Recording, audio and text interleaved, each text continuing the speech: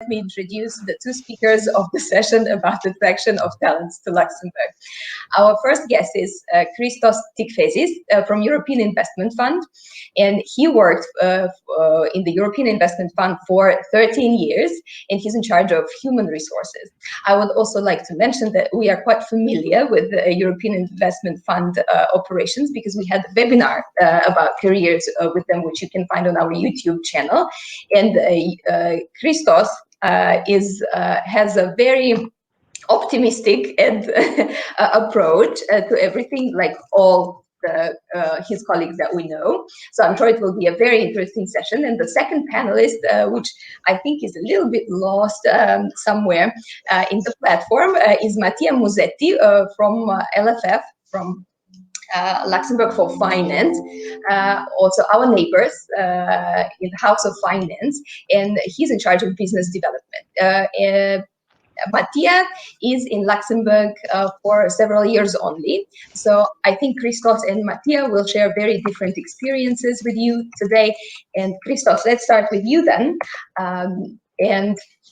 I noticed also when I spoke to your colleagues that you all work for European Investment Fund for many, many years, which I find quite spectacular and very, it's not so often that people stay in one company for many years. So why did you stay in Luxembourg, and how do you feel about working in EIF in general? Let's start with that and then just continue. So I had limited experience when I joined Luxembourg. I studied in Greece and then in the UK, and I worked in finance and banking before joining EIF. I joined as a junior professional. I was learning pretty much everything from scratch. I was welcomed in an organization that was growing and developing. And over the years, what kept me extremely motivated, I think it's the environment, the empowerment, working with people coming all across the globe. So currently, as an officer, I work in a small team. We're coming from completely different backgrounds, and we work in an environment that is, in a way, thriving. We work for the European Investment Fund. For those that they don't know, the European Investment Fund is the biggest institutional investor in Europe in private equity. But what we do practically is we support SMEs, small and medium-sized enterprises, which is the backbone of the economy of Europe and the backbone of the employment in Europe, because 2 out of 3 jobs in Europe are coming through small and medium-sized enterprises. So the organization is a small organization of 600 people almost, and I have seen this organization growing, developing from a small cap to a mid cap. And the beauty working in such an organization is that the people develop with the organization. And this is why we have stayed, all of us, so long, and because we're doing something meaningful. We support those that they need it the most. Well, maybe one basic question that people may ask is, why is the EIF based in Luxembourg? And what was the main driver for that? Well, I can only say that Luxembourg is a hub. It's per se. It's a country state, like in the ancient Greece, we would say it's about Athens. So it has pretty much everything. People come all across the globe. It's extremely international. It's liveful, and has an advantage. It's a center. It's in the center of Europe. It's bordering with Belgium, Germany, and France. It's a country where everything operates in 3 languages, if not more. So the advantage of having this international aspect and being in the center of Europe, I think, attracted the institutions, the European institutions, and this is the reason that the EIB and the EIF, as the daughter organization, focused on SME financing, has been established here, and they have been established here. Well, that is actually one of the points we would also like to explore with Mattia. I know he's here, he's trying to connect with us on the stage. is probably listening to what we're saying. So maybe we get back there again. But you just mentioned the languages, and that is something that surprises everyone that doesn't know Luxembourg and comes here for the first time and sees that people are very fluent in different languages. How important is that for the private equity ecosystem, for venture capital ecosystem? I mean, you are an European institution, I mean, so that's naturally important for you. I wouldn't say that by default it's necessary to speak 5 languages to be able to be a good professional in private equity or in risk or in any sort of market. You have to excel in what you love and what you like to do, and you need to be passionate about it. But being in an environment where people can communicate in many languages enables business and brings business opportunities. So EIF has to operate all across Europe and the candidate countries that they're about to become members of Europe. So we have to aim to communicate with public authorities, local banks, leasing companies, financial intermediaries, and it helps a lot if we speak their language. And if we don't speak their language, if we understand their culture. When we understand the culture, we make beautiful things happen. And I also wanted to ask you, you said you are operating in Europe, and for sure you are always looking for many people to join. But when we had the last conversation with your colleagues, we discussed that you only hire from European Union. Yeah. And the question would be if you are planning to expand a little wider, and why is that?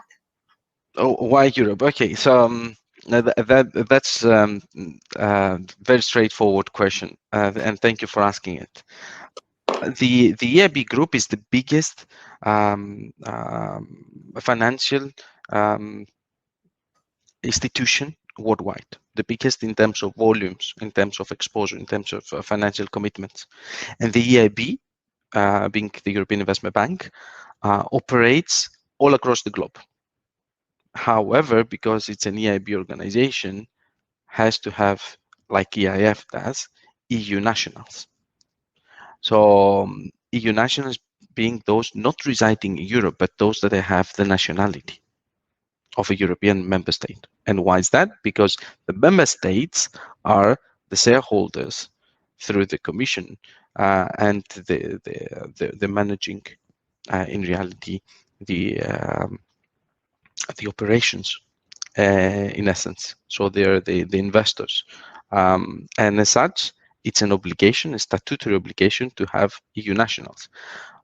We may expand more, but that depends on a board decision and a management decision. Gradually that happens, but it's not going to be from one day to the other.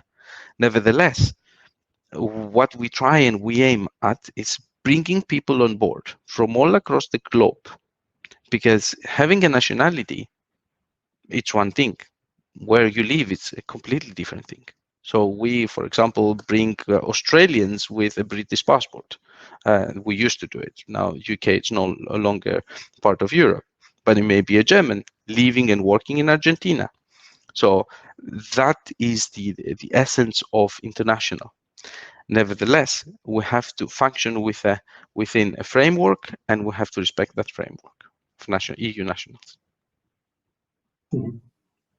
Hey, you deal every day with new recruits coming from all over Europe. What is the first impact they have when they get to Luxembourg? They get, I think, a shock of how international it is, and how easy things may be in order to operate. So Luxembourg is very simple in integrating people, and is very welcoming in that sense. So to go to the public authorities and get a certificate, me being Greek, it would be a nightmare. Long queues, never-ending waiting time. Here you can do everything electronic. It's super simple, and it's a financial hub. It's a financial hub of Europe.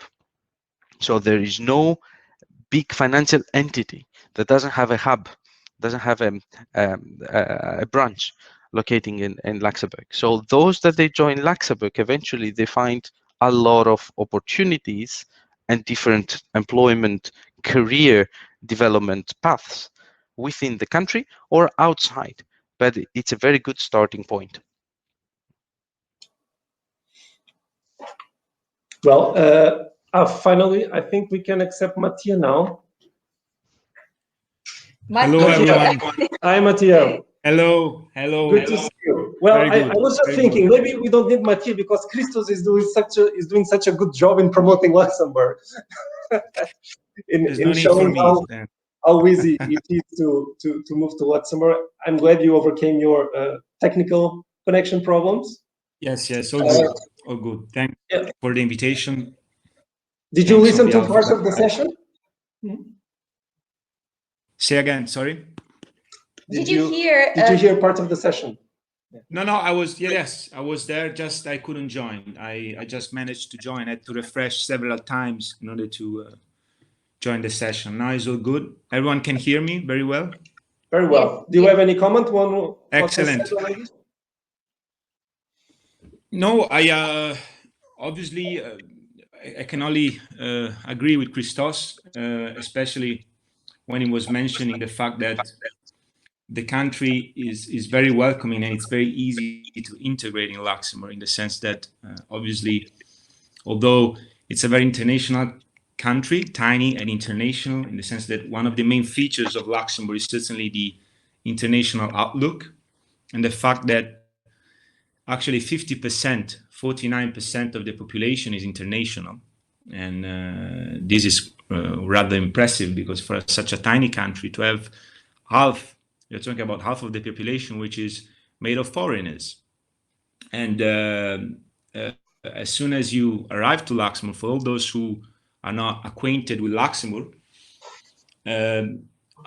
okay, right now we have COVID, but let's say in normal times, as soon as you arrive in Luxembourg, you can clearly see that it's such a cozy country and city, but at the same time you can hear speaking 4, 5, 6, 7 different languages in a day, just walking across the street in the city center. And that is certainly one of the main features of Luxembourg, which makes it so appealing, is its internationality.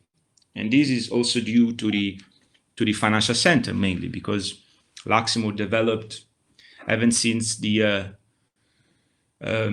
introduction, obviously at the European level. Luxembourg is one of the European founding members, and always have been, as part of the European Union. Luxembourg was among the first countries to actually implement the UCITS directive. And this is very important because ever since the 60s, 1963 actually, Luxembourg obviously started with the development of an investment fund hub, which is nowadays the second in the world, right after New York in the US.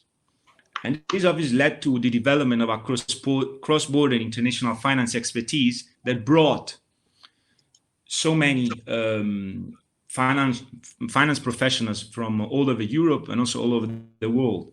And this ultimately led to obviously a financial center in the city, which is specialized in cross-border finance, but that is reflected also at the level of the talent, because you have talented professionals from all over Europe and all over the world joining Luxembourg, first of all for this tradition and expertise as an international financial center, which has always from the very beginning specialized in international finance, cross-border insurance, and private equity, which is now a well-established private equity hub, but also fintech hub, always striving for innovation. And that is very important, because all this is reflected also at the level of the talented professionals, seniors, but also graduates who come from other countries in Europe to develop their career, their international career, because it's really a platform to develop your international career.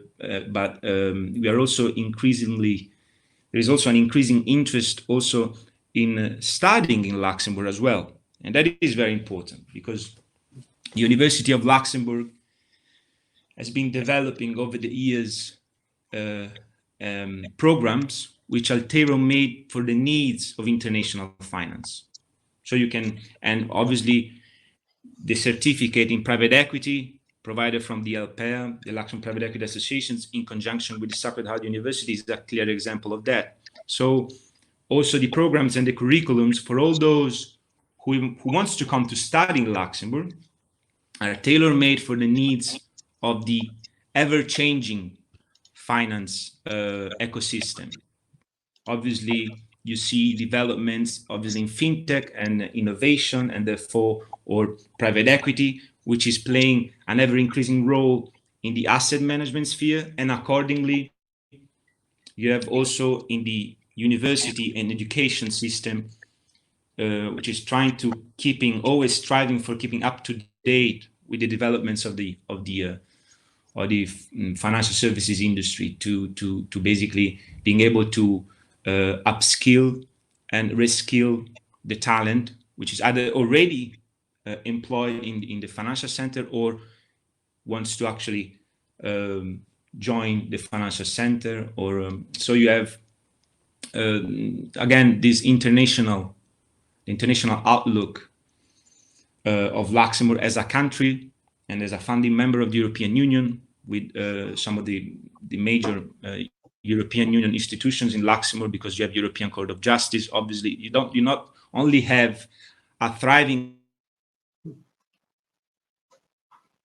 some of the most important financial institutions from all over the world, but also you have European institutions, European Court of Justice, the European Court of Auditors, and all these combined with financial institutions, some of the most important financial institutions from all over the world, and a thriving fintech ecosystem make the country certainly very appealing for talented professionals in the private equity sphere, but also in other sectors of finance. And then obviously you have what is one of the other features of Luxembourg is the fact that it's a very safe country. It's right at the heart of Europe. It's very safe. It's well connected. There are 86 flights the Luxembourg airport. So it's a small airport, but nevertheless very connected. And it's only 10 minutes from the city center. Only 10 minutes. And then obviously Luxembourg is sandwiched. For those who have never been to Luxembourg, Luxembourg is sandwiched between Belgium, France, and Germany, and therefore is at the very heart of Europe, not only at the very heart of Europe politically, being a founding member of the European Union, but also strategically and geographically located at the heart of Europe. That makes it unrivaled when it comes to, I mean, you can easily, in a 2 hours trip by train, you can arrive to Paris. In 2 hours trip, you can arrive to Brussels. 4 hours by car, you have Amsterdam. And then you have a very well-connected airport that can lead you pretty much anywhere in 10 minutes. For you. Yes. I think if I remember well, you moved to Luxembourg, quite recently, especially compared to Christos, who's here for 13 years. So you basically moved into very different countries, right? So I would like to ask you if, why did you move in the first place? Did you have the job opportunity here and that's why you moved, or it was the other way around? And do you ever actually regret moving to Luxembourg, and are you planning to stay? Mattia, think about the question. Let me just alert the participants that you can also ask questions with the chat panel of the stage. So if you have any particular question for these two speakers, don't hesitate to write there. Go ahead, Mattia. Yes, I regret joining Lux. No, just kidding. I obviously don't regret at all. I joined Luxembourg 5 years ago. I myself am Italian. And back at the time, I was graduating at the University of Florence, Tuscany, and I wanted to pursue a specialization. And Luxembourg came at first choice because, first of all, as I said before, there is a wide array of programs and curriculum at the University of Luxembourg. I myself studied law. And Luxembourg is actually the only country in Europe which provides for the possibility to study and pursue, in my case, it was a Master of Laws. It was international taxation, but you have several masters, several curriculums in finance, wealth management that are tailor-made to the needs of the financial services industry. And the good thing, and which is pretty unique to Luxembourg, is that you can study in English and French. So even for those who are actually interested in improving their language capabilities, being French a very important language in the European Union, certainly it is. You have this opportunity to study several subjects, and there are several bilingual programs, and that was certainly appealing back at the time when I joined Luxembourg, and then after the master, I started working in consulting for one of the accounting firms, for one of the big fours. And it was a great experience because I remember I was working with professionals from all over Europe. There was no, there were Italians, Polish, Russians, British, French, Belgians, Slovenians, Romanians. It's unbelievable how Luxembourg is capable to bring all together such diversity. It really is a melting pot in Europe. But sometimes that can also be complicated to integrate so many different cultures in a company that always tries to have its own company culture or organization culture. Christos, how do you integrate all these different profiles? Is it possible to integrate at all? I would give it all to Matthias. No, I think it's in the DNA of the country, and it's in the DNA of the organizations operating in such an environment that foster and generate and embrace the difference of all of us. So let's look at each other. An Italian, a Greek, I guess Portuguese. I wouldn't try for Natalia. I think the surname is Russian. So the end of the surname. So this is the beauty of it. We're all trying to build careers in a thriving environment. And I will second what Matthias said pretty much about Luxembourg in all these elements. So it's a nest that allows people to dream and eventually continue and keep up and find what they were searching and what they were studying for. It pays off. Thank you, Christos. We have two questions here on the chat. One is for you, Christos. Why did you transition from banking finance roles to HR? So that is a personal question. If you can briefly answer that. You are muted now. You clicked on the mute button. Very straightforward. When you start studying, you're hoping that what you will study it's going to be the big thing for you. But then you realize that over the years, you change, you mutate, you become something different. So I like numbers. I like the big fours. I did a couple of internships, and when I graduated, I started working as a consultant, like Matthias, and I realized that drawdowns is not my thing, or risk assessments. It's not me. I didn't like it that much, so I decided to stop. I did a break. I went to UK. I did a master's, and then I landed to Luxembourg, because the employer was searching at the time for a young professional with a background that understands the financial products, but at the same time is able to relay in a completely different sector. And I didn't have a problem working in back office. I didn't think that I'm a business developer, or I didn't consider myself as so much of a profile of a professional that will be traveling all across the globe. Luxembourg is good at it as well, as Matthias was saying. It's very well connected and is developing in that respect a lot. But that was a gold opportunity for me. And now after 13 years, I've seen myself completely different as a professional. I have been, and actually in the audience there is also my manager, that he's sending me Skype comments about what I say. So yes, this is the beauty. I think this is the beauty of all of us trying and aiming to have great careers that have an impact and a purpose. You did that change when you mentioned you were young.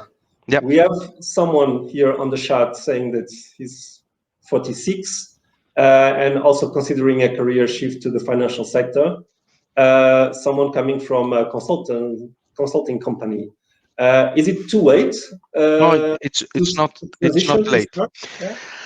I think what kind of skills can this person put forward to find a new job in this sector? A common question that we receive from all the candidates is sometimes like, I know my CV or my background is not relevant, but ultimately it's the job that they apply for that should make the relevance and the connection of the different dots. So ultimately, Matthias said that he studied law, or he did a master's in law, if I recall. And he worked in consulting in one of the big four. So it's how we are going to use what we have done and to what job we will try to apply all this knowledge that we're bringing. So all of us, when we look for the next opportunity, we should critically think what we have done, what we can bring to that job, and is this job what we want to do? And if we do that, we should do a very good due diligence of the company or the organization we're applying at. We should know, for example, what is LPA, who are the people of LPA, what do they do, what they're aiming at. Similarly for the EIF or the EIB or any organization worldwide. So only like that we can achieve what we want, being getting a job, but one that we truly like and we will enjoy every single day, because ultimately we will spend more time with each other working rather than with our families. Very true.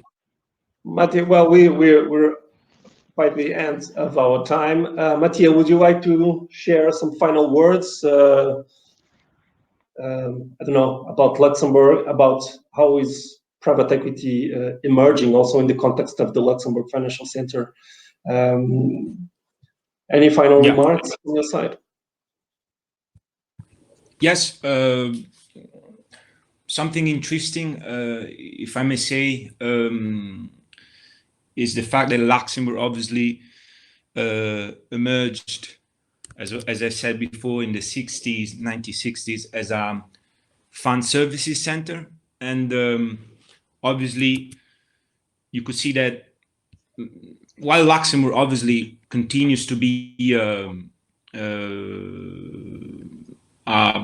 there is still a back office focus center, obviously there, but Luxembourg is surely but slowly climbing the value chain from a more back office focus center to middle office roles, given the importance of risk and compliance functions. And that is after the global financial crisis. So you had the redefinition of the European regulatory framework in Luxembourg, and you have an increasing role in Luxembourg is taking an increasing role as a risk management and compliance center. So new jobs are being created in Luxembourg as well.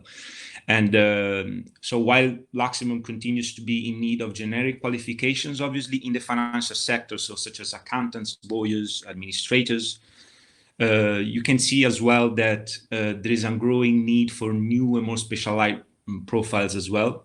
And Luxembourg is providing the opportunity, especially, for instance, considering also digitalization trends that led to a growing demand of specialized IT profiles. But also you have in private equity, in a growing number of areas, including private equity, which is private equity and venture capital, which is increasingly playing a major role in asset management, especially in Luxembourg. Just take into account that I think, if I'm not mistaken, 18th over, around 18th or 19th of the 19 major out of private 20. voila, thank you, of the most important private equity houses are structuring their operations via Luxembourg. So there is obviously a need for talented professionals in the private equity sector, and in a growing number of areas, front office activities, thanks for this climbing of the value chain, front office activities have been set up in Luxembourg as well, as opposed to the past where it was more fund services focused. So whether through investment advisory services, deal making functions, or client relationship managers, including obviously private equity, front offices are being developed. And that is certainly one of the most interesting developments that we are seeing nowadays. And that obviously started years before, but we see nowadays, despite COVID. And also it's interesting to know that despite COVID, the employment situation in Luxembourg remained fairly stable. That is also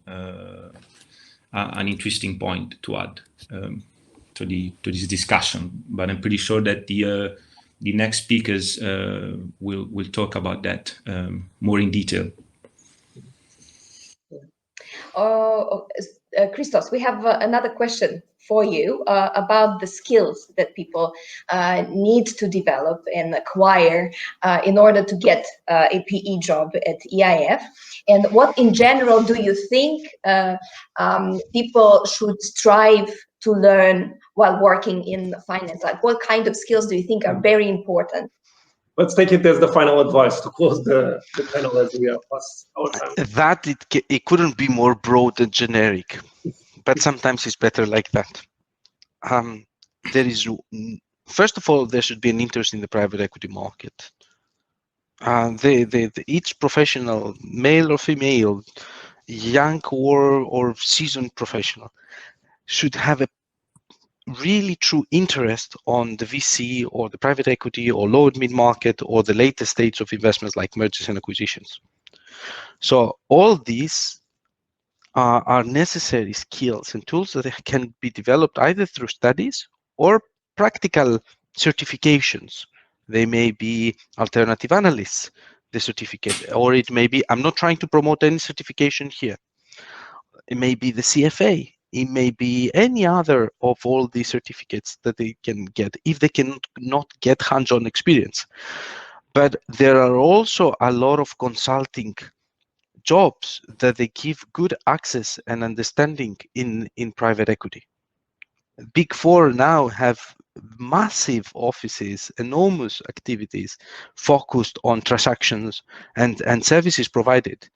Fund of fund administration, as Matthias was saying, that the Luxembourg is a hub for UCITS, and that helps a lot.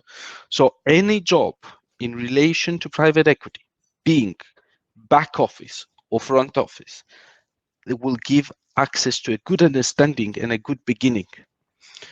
And I think that it's paramount for a career at EIF. What do I mean by that? We will not hire a professional that doesn't have relevant experience.